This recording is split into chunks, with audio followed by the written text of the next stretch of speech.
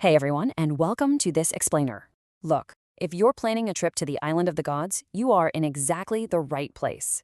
Today, we're embarking on a massive, comprehensive journey into Bali. We'll be decoding the brand new travel logistics for 2026, breaking down some seriously smart budget tips, and my absolute favorite part, uncovering the breathtaking ancient myths behind the island's most iconic temples. So, let's get right into it. Okay, let's dive into this journey. We'll be covering the 2026 travel rules, some great budget strategies, sacred temple etiquette, the legends of Tanah Lot and Uluwatu, Besaki's mystical origins, and finally, a few natural wonders and pro tips. Section 1, 2026 Bali Travel Rules. So here's how things are shaping up for your pre-departure checklist in 2026. Most international travelers, from over 90 countries actually, will need a visa on arrival, which gives you a 30-day stay. Now, obviously, double-check that your passport is valid, but you also need to mentally prepare for Bali's new push toward quality tourism. The days of ultra-low-cost, completely unregulated travel, yeah, those are kind of shifting. Getting your documents and your expectations dialed in ahead of time is absolutely crucial for a smooth entry.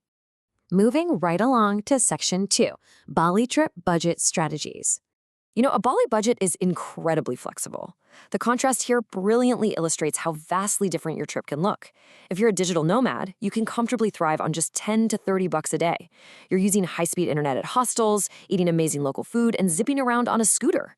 On the flip side, luxury travelers can easily drop $150 to $300 or way more every single day for private pool villas, spas, and beautifully curated tours. So, what does a strategic budget actually look like? Well, if you're aiming for that highly requested $35 a day travel plan, it is completely doable. Check this out. You can spend $15 on some high-value budget accommodation, another $15 on 2 delicious local meals plus coffee, and then pool your remaining $5 by splitting a $35 daily private driver with a group of friends. It's a really sweet deal.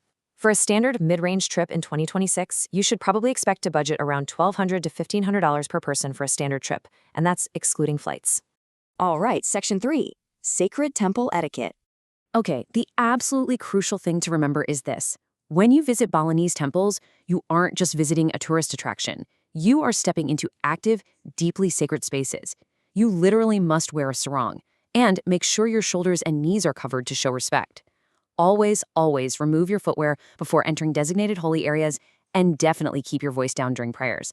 Oh, and a quick heads up, keep a close eye on your belongings. Those local temple monkeys are absolutely notorious for swiping loose items like sunglasses. Ultimately, following these rules is the key to unlocking the true welcoming spirit of Balinese Hindu culture. Section 4, Tanah Lot and Uluwatu. The origin story of Tanah Lot is it's nothing short of epic. Picture this. It's the 16th century, and a deeply revered Hindu priest named Danghyang Nirartha is meditating on this beautiful coastline. But a hostile local village leader tries to drive him away. Facing these threats, Nirartha literally uses his immense spiritual power to physically separate the massive rock he was meditating on from the mainland. He moved it right into the ocean to create this iconic sanctuary. Now, what's really interesting about this story is how he protected his newly formed island.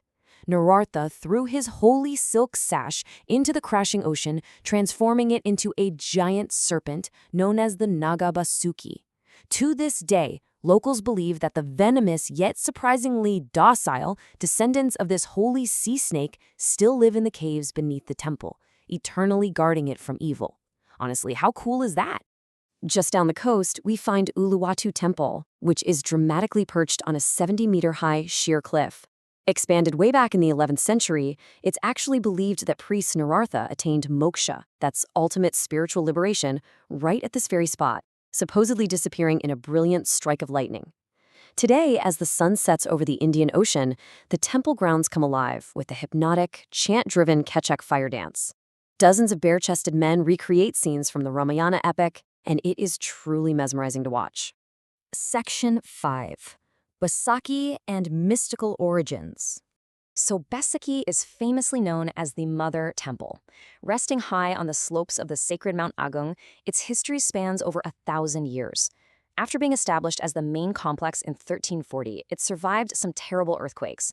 But the defining, truly miraculous moment came in 1963. A massive volcanic eruption absolutely devastated the surrounding area, yet the lava flow miraculously parted and completely spared the temple from destruction. For the Balinese, this event firmly cemented Besaki's legendary status as a site of true divine power. And speaking of divine power, we absolutely have to talk about Lempuyong, which roughly translates to God's holy light. Mythology tells us that when Bali was first created, the island was super unstable, just constantly shaking. So to stabilize it, the Hindu god Shiva transported fragments of India's sacred Mount Mahameru right to Bali. Those fragments formed the island's mountains, including Lempuyong. And legend says that deep within its volcanic core, a cosmic dragon sleeps, keeping the tectonic plates in perfect balance. Over at the sacred water temple of Tirta Empul, the origin story is actually born of Badal. The arrogant king Mayadanawa poisoned a water source which killed the army of the god Indra. Seeing his fallen soldiers, Indra pierced the earth with his staff, and from that exact spot, the Amrita, these healing springs of immortality, gushed forth, reviving his entire army. Today, both locals and tourists stand in long lines in those exact same pools to partake in sacred water purification rituals. It's a pretty powerful experience. Finally, Section 6, Natural Wonders and Tips. Bali's natural wonders are just unmissable. You absolutely have to explore the Tigalalong or Jatilui rice terraces. They aren't just stunning to look at, they're actually UNESCO-listed masterpiece of the ancient Subak irrigation system, brilliantly blending human agriculture with nature. You can also track to the majestic Sekumpul waterfalls, watch the sunrise from the active Mount Batur volcano, or visit Goa Gajah, the elephant cave.